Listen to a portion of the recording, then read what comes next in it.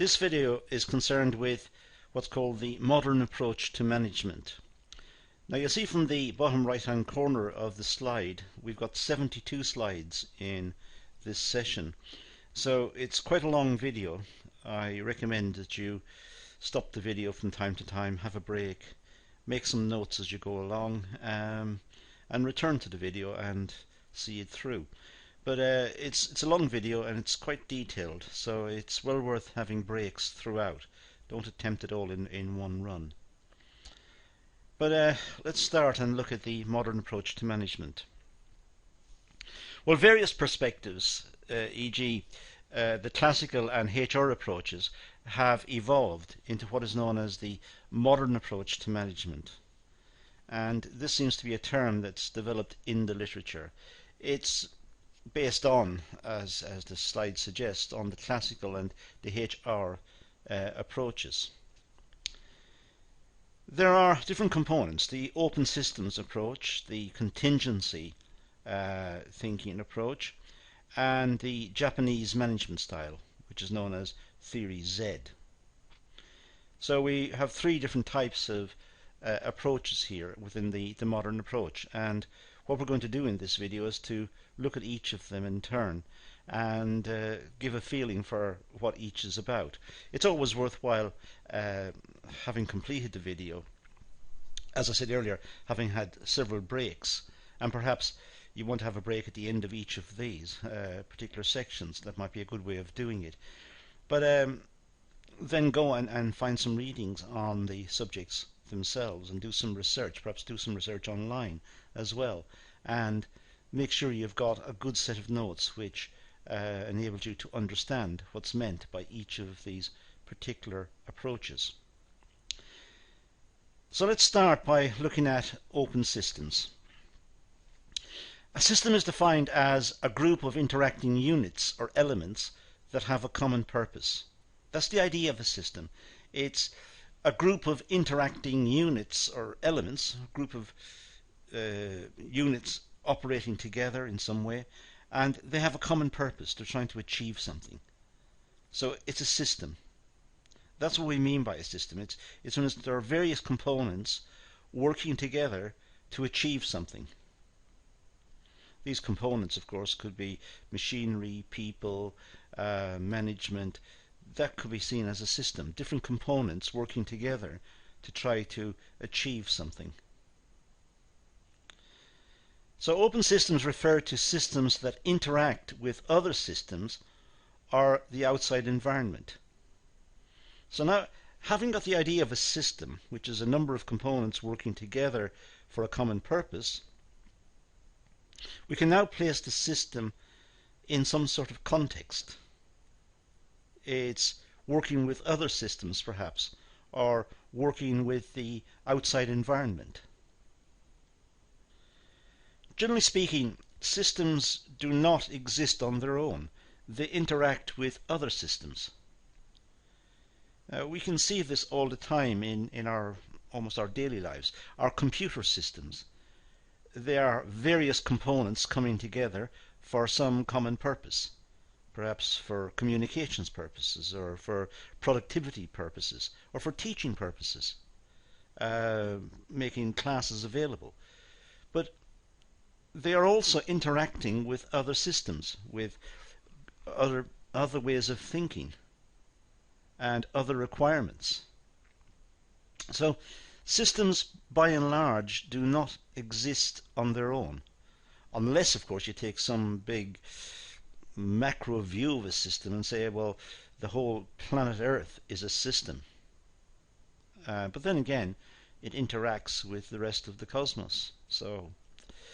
But generally speaking, within business, we think of systems, and the systems then interact with other systems. In other words, organizations is or are an entity that takes inputs from the environment. This is what organizations do. They take inputs from the environment, transform them, and release them as outputs in sequence with mutual effects on the organization itself along with the environment in which the organization operates. And that sounds complex, but in fact what it's saying is that organizations simply take inputs from the environment, and then it transforms the inputs and puts them as outputs. So the inputs have been transformed into outputs. It's like our production process. We take raw materials, we transform them and make them into outputs. And it does this in sequence. And it has effects on the organization along with the environment in which it operates. Now, sometimes the effects of, let's say, production as a system has on the environment may not be very good. We may cause pollution or damage to the environment. And that raises a lot of other questions about pollution and ethical behavior and population pressure and so on, which we're not going to engage in here. But with an open system, the inputs are transferred into outputs, and then the outputs eventually find their way back into the environment. That's the idea. So an open system refers to systems that interact with other systems or the outside environment. If they're open, they interact with other systems. They're open. So they're not closed. If they were closed systems, they would be self-contained.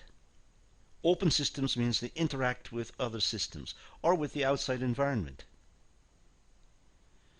So if we think of production within a company, the output from the production process will interact with other systems, perhaps be sent on to other companies and form inputs with other companies, or will be sent on to customers in the wider environment. So it's an open system. It's not bound in or tied up in itself. It is not enclosed. It's an open system. For example, living organisms are considered open systems because they take substances from the environment, food for example. They take food and air and perhaps water, and then eventually they return these substances to the environment. And this enriches the soil, which makes the environment richer. So open systems are ones which there's almost a loop involved. The open system, it's open with the environment, it's taking from the environment, so the system is open, but then it's also delivering nutrients to the environment.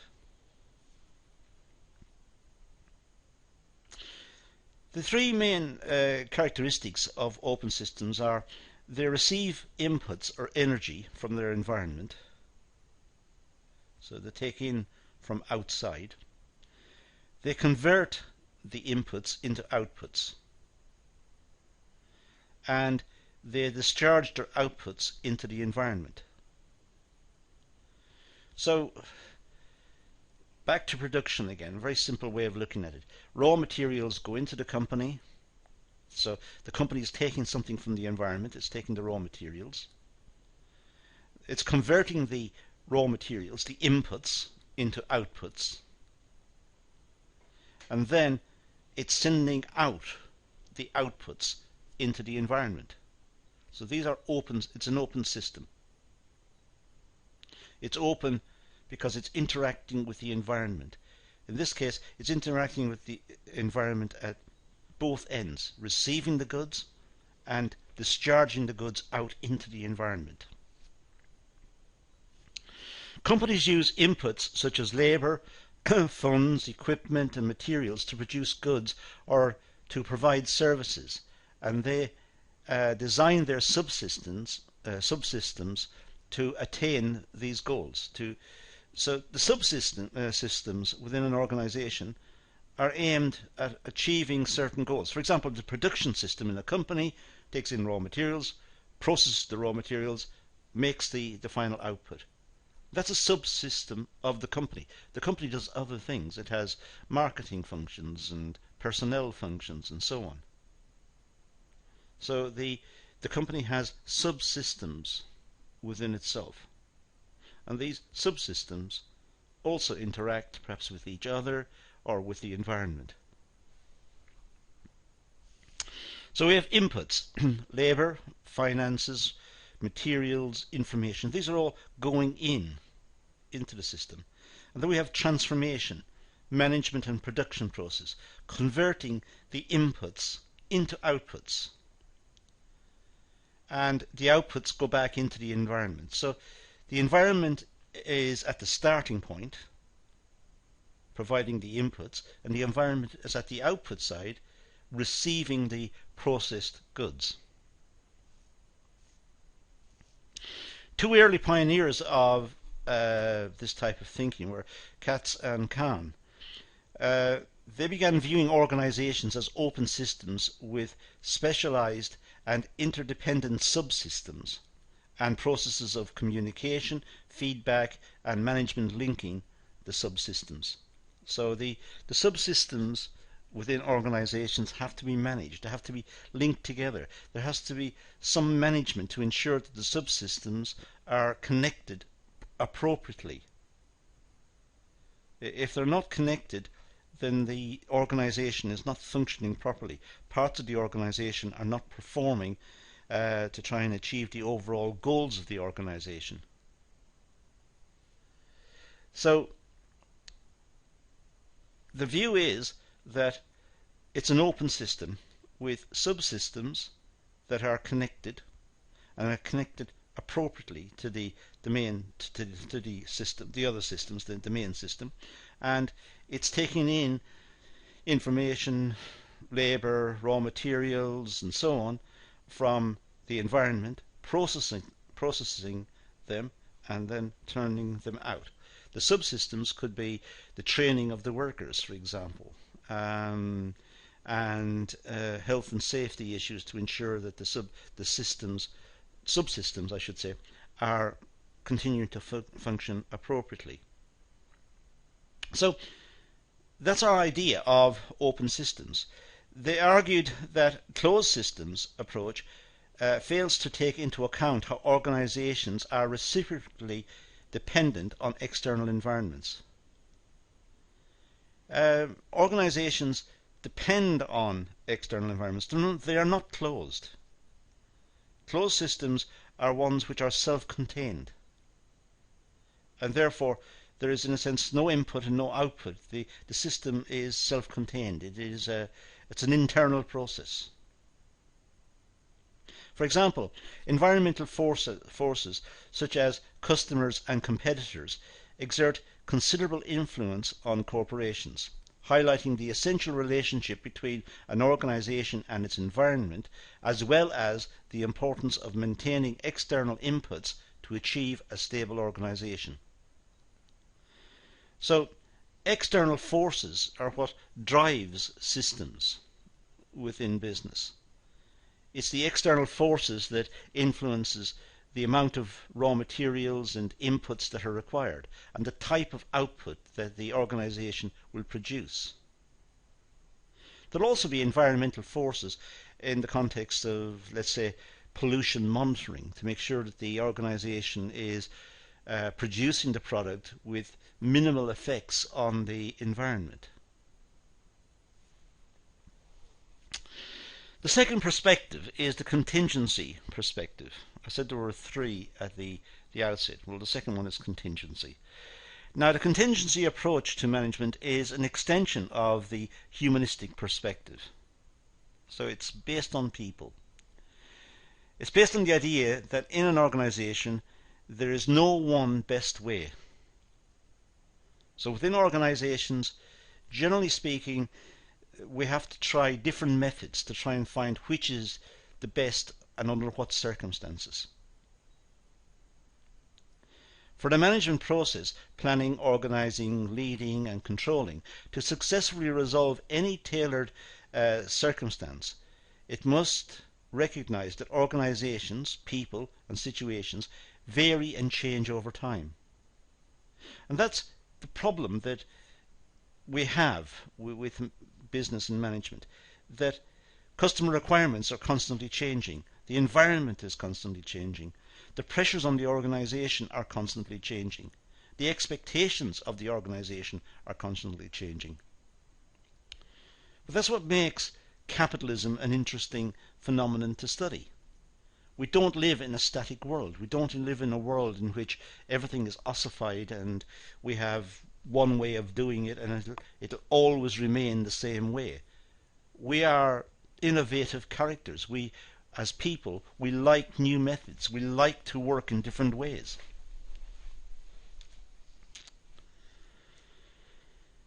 So, the right thing to do depends on a complex variety of critical environmental and internal contingencies. Working out the right thing to do is difficult because we have to look at all of the alternatives, or as many alternatives as we can identify, and then select the most appropriate according to some set of criteria. But there isn't one. The next time we do the exercise, we might find a different solution.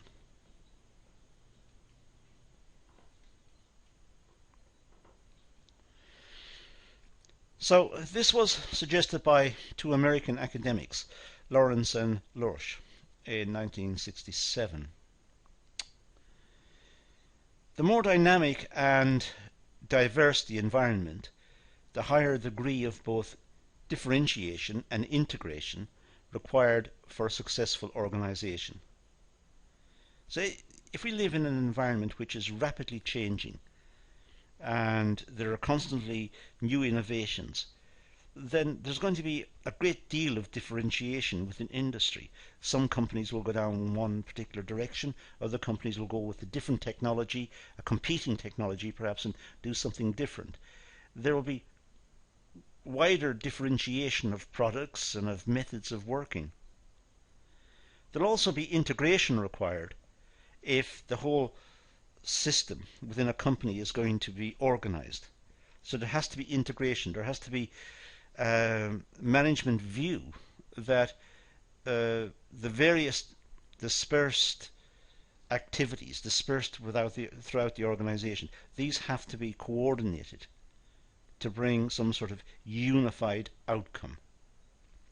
So dynamic and diverse environments lead to both differentiation but also greater pressure on management to integrate and to make sure that in a sense the technology and the forces of change are harnessed to bring about coordinated and efficient results.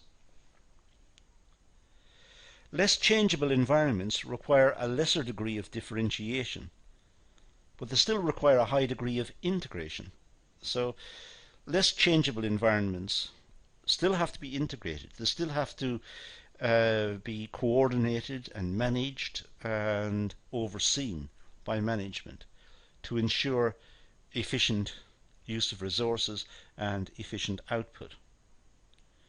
But there may be less differentiation within the system. Perhaps some production systems don't change very rapidly because technology changes slowly in certain environments perhaps.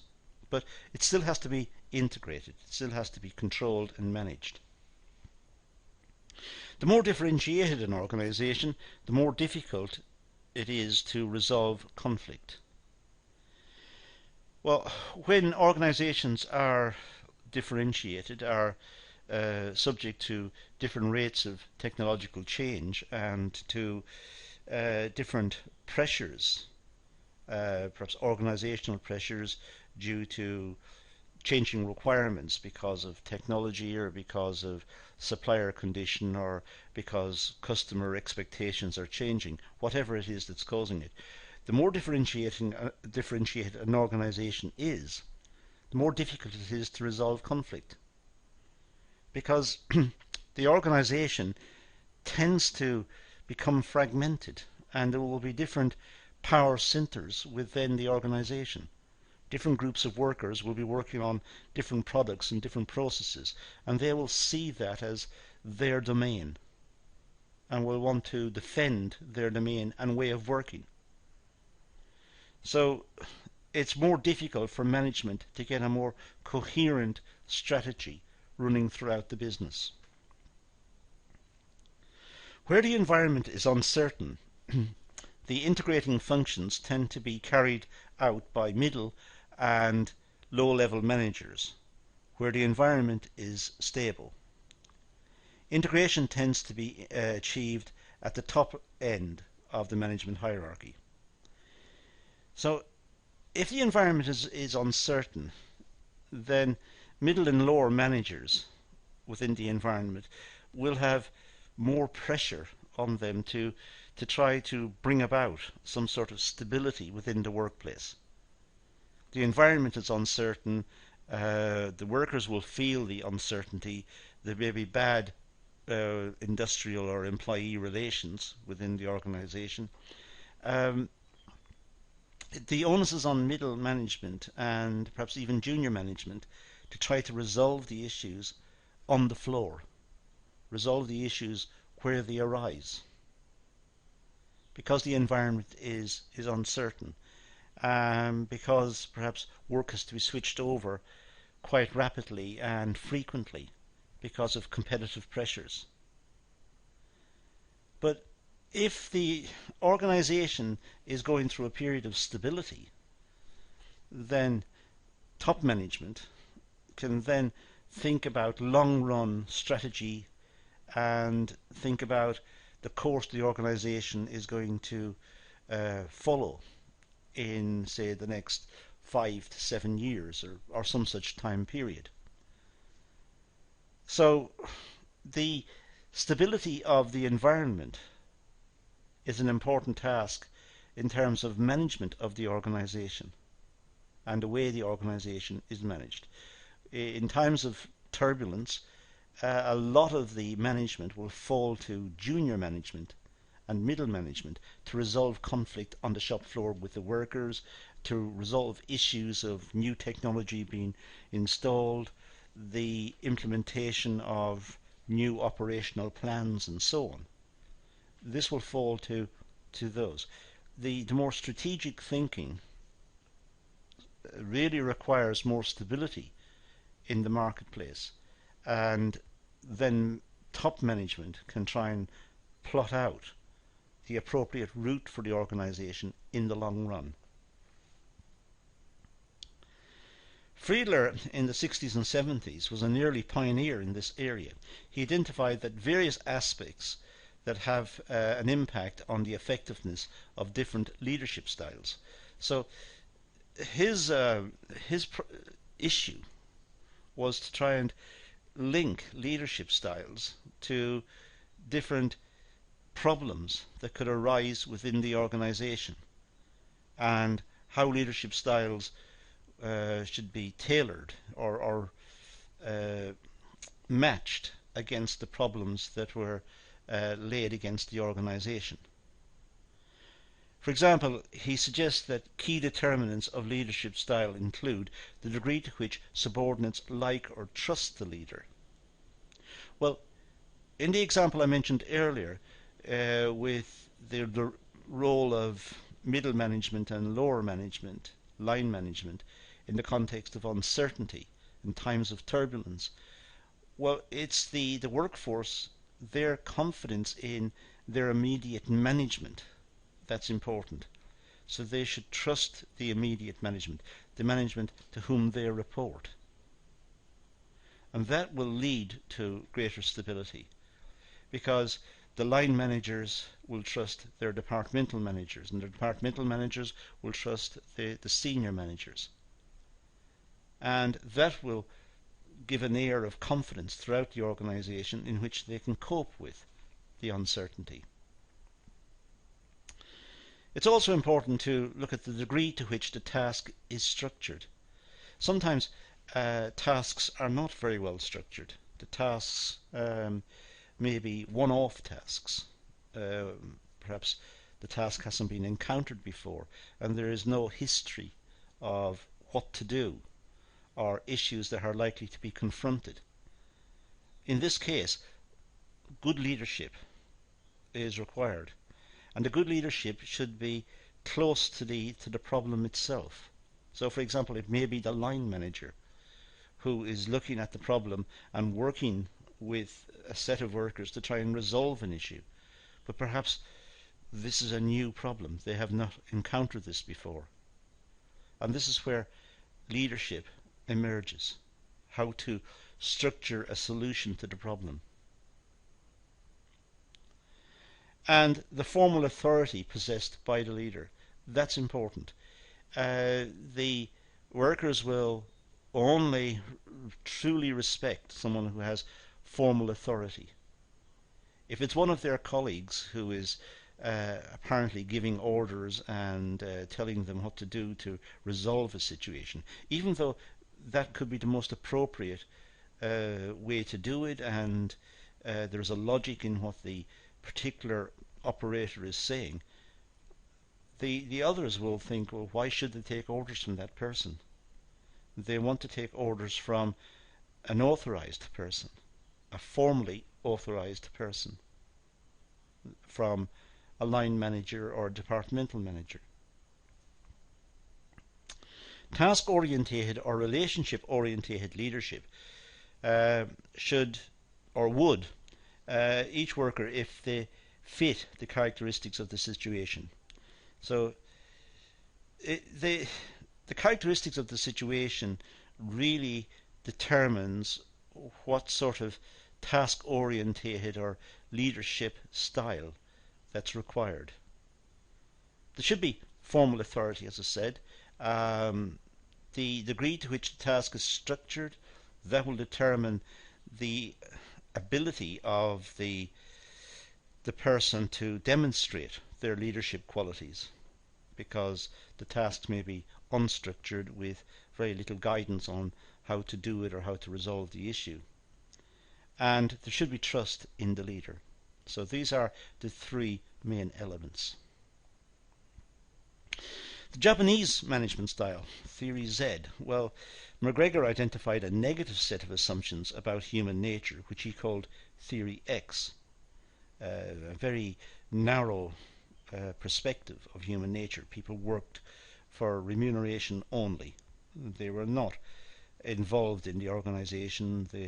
In a sense, they were uncaring about the organization. They were simply there to get paid and go home. He asserted that these assumptions limited the potential for growth of many employees. The employees were not engaged, so they didn't grow within the organization, they didn't empathize with the organization, didn't relate to it, they just wanted to go, get paid and leave. He presented an alternative set of assumptions that he called Theory Y, which were more positive about human nature as it related to employees. Well, Theory Y was that workers wanted to be involved, they wanted to be recognized for their contribution, they wanted to be congratulated, and they wanted promotion, and they wanted to be involved and consulted.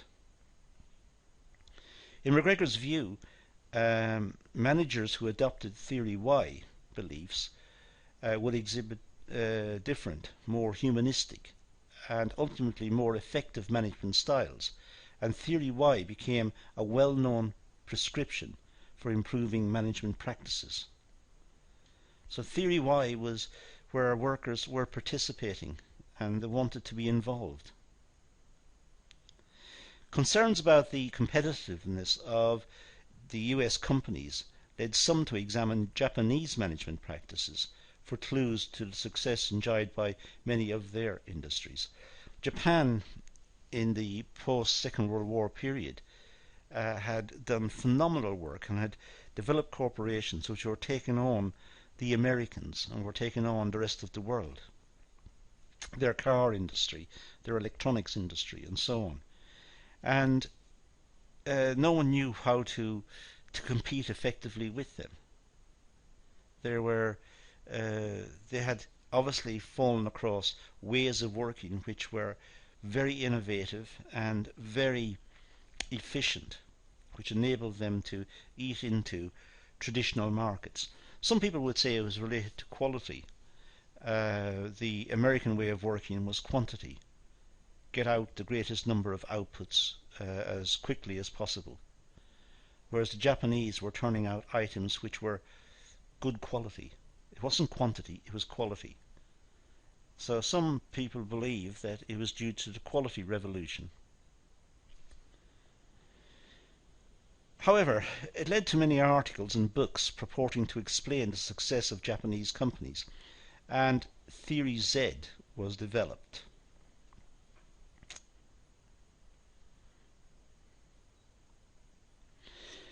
Theory Z is a humanistic approach to management, and it was put forward by William Ochi. Now, the Ochi list of factors are as follows. The key features of Japanese industrial organizations, according to Ochi, are as follows. Offer lifetime employment, at least for core workers. So the core workers were given jobs for life. That's quite dramatic. We don't normally experience that in the West, but it was felt that this would create loyalty on the part of the workers. They saw the company as part of their life, as part of their family. So they were engaged, they were interested, they were motivated, they related to the organization. It was important to promote from within the company. Don't advertise for candidates from outside the company. Promote from inside. Reward loyalty to the company and reward people who show interest and are involved with the company. So promotion from inside, which creates more loyalty. And insist on mandatory retirement for core workers at age of 55. Now we talk about retirement age creeping up in the West because of pension problems, and we talk about people retiring at 70 or 65 or 70 or whatever.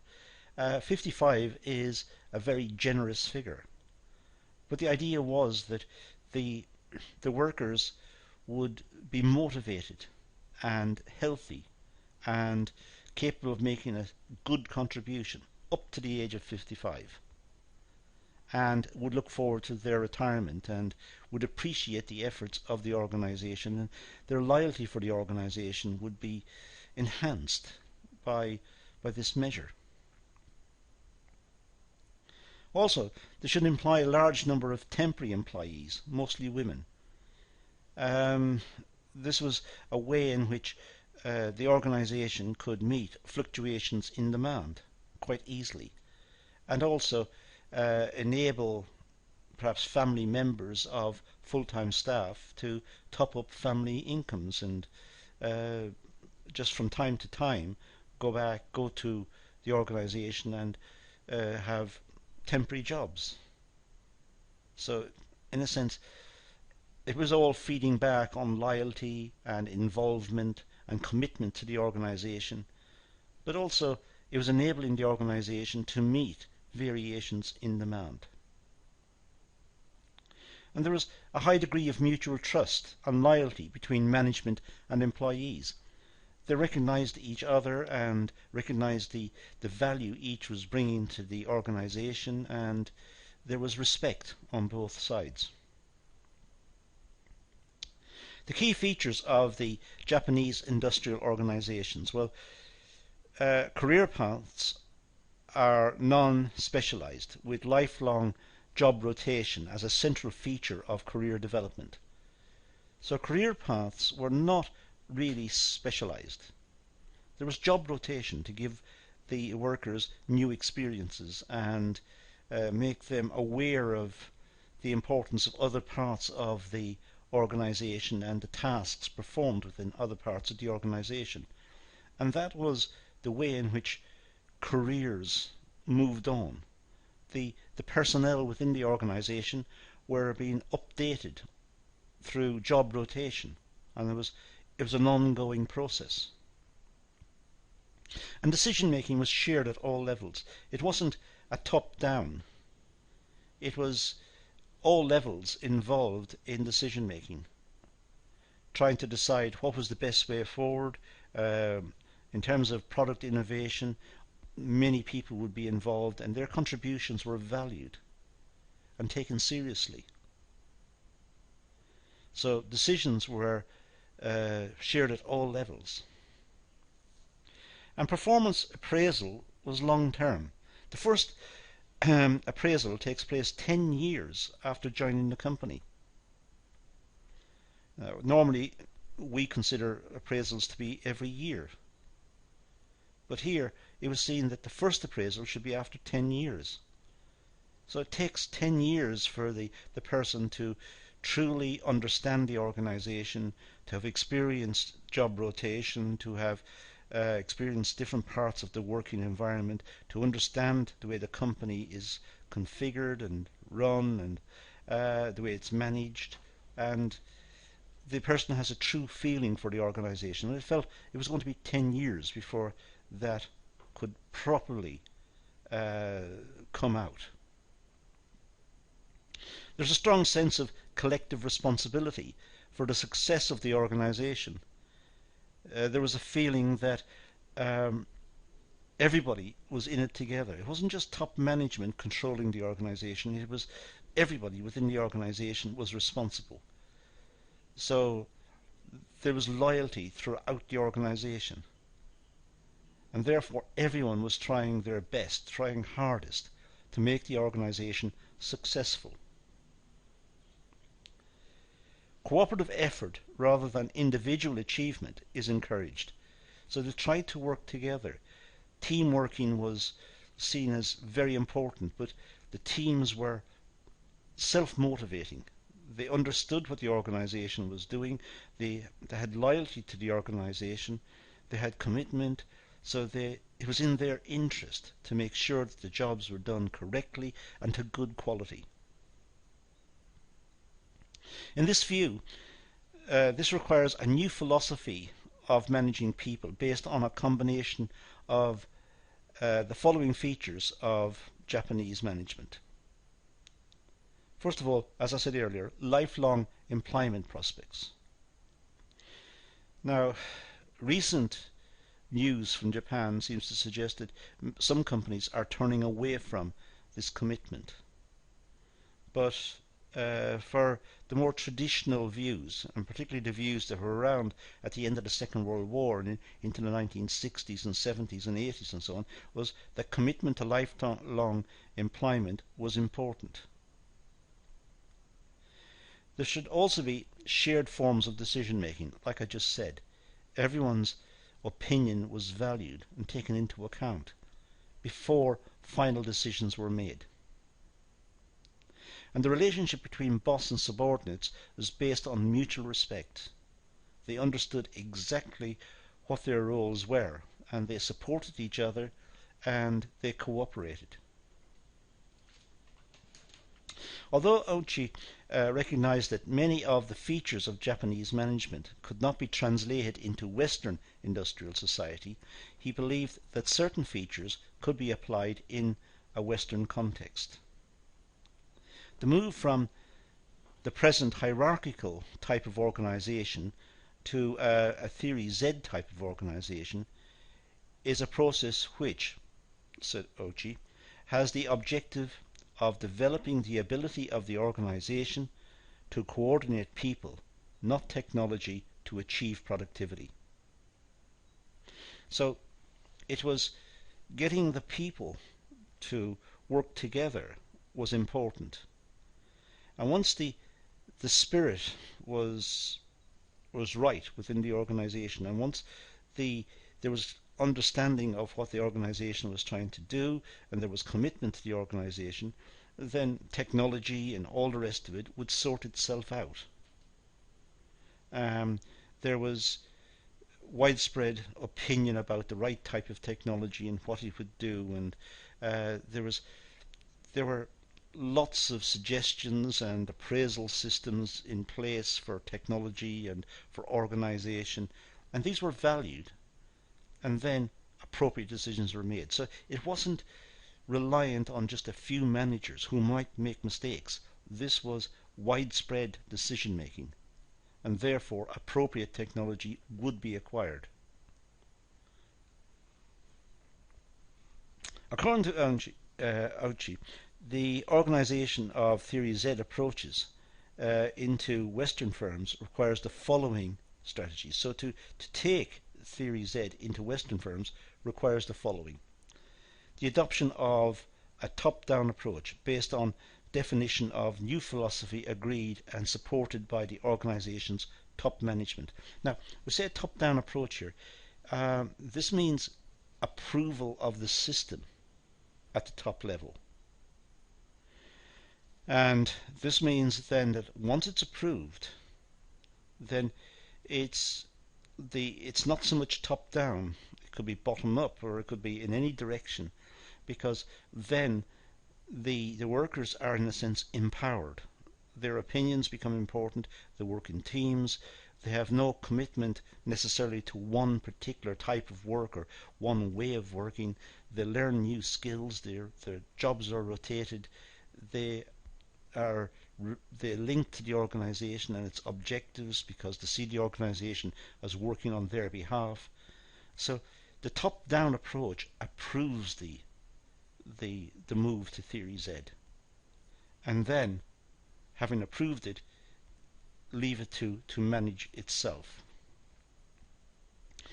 Implementation of the new approach should be carried through on the basis of consultation and communication with the workforce, and with full training support to develop relevant skills for managers, supervisors, and their teams. So once it's approved by top management, then the environment should be set up within which Theory Z would work. The workers should be trained. It should be explained to them what the organization is doing.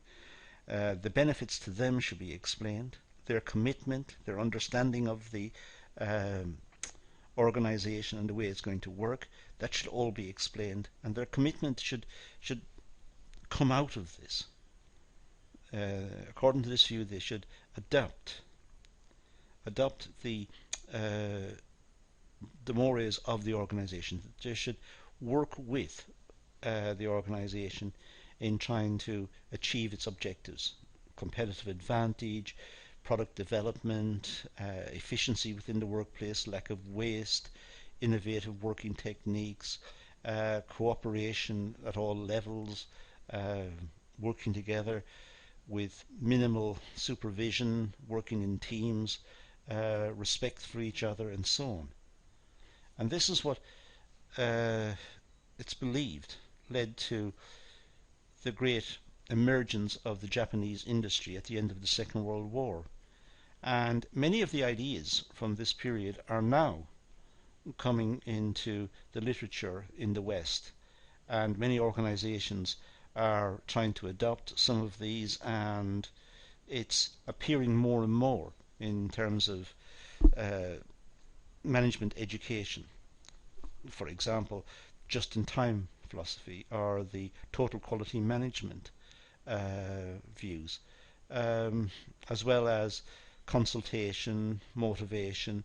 Many of the areas are now more enlightened, and all of this in a sense can be traced back to making observations of the Japanese style of industry and organization that was around at the end of the Second World War.